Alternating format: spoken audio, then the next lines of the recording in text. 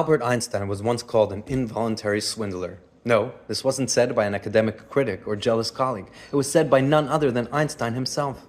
Imposter syndrome is incredibly common, no matter the realm of success. Studies show that up to 80% of people experience imposter syndrome at some point. One of the earliest cases can be found in our Torah portion in the episode of the spies.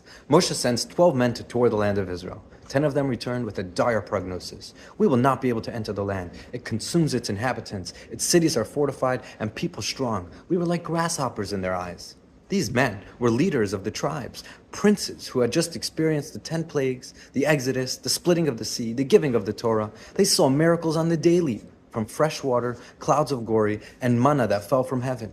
How could they doubt whether God would be able to bring them into the promised land? The spies were indeed great men, but they lacked faith. They didn't lack faith in God, they lacked faith in themselves. They weren't scared of failing, they were scared of succeeding. Entering the land would mean building a holy society outside of the utopian spiritual bliss that they were accustomed to. And that scared them. They couldn't fathom straddling a worldly, mundane existence with a holy, purpose-filled life. They didn't believe that they had it in them. In a discussion with a prominent Israeli journalist, the Rebbe once observed, there are those that live in despair, believing that our spiritual condition is beyond repair. They raise their eyes heavenward and say, only God can help. But this is dangerous. And then the Rebbe shared a thought from his father-in-law, the previous Rebbe. The Talmud says that before the arrival of Mashiach, insolence will rise, truth will be absent, and the face of the generation will resemble the face of a dog, and so on. And then the Talmud concludes, upon whom can we rely on? On our Father in heaven. You see, concluded the Rebbe, leaning solely on our Father in heaven is another one of the calamities the Talmud is enumerating. Living with Mashiach energy reminds us that the key to bringing the redemption lies not only in our faith in God, but in our faith in ourselves. Mashiach energy means believing that we have the capacity, the ability, and the power to bring Mashiach. It's in our hands. Put differently, believing in God doesn't mean we think less of ourselves. It means we think more.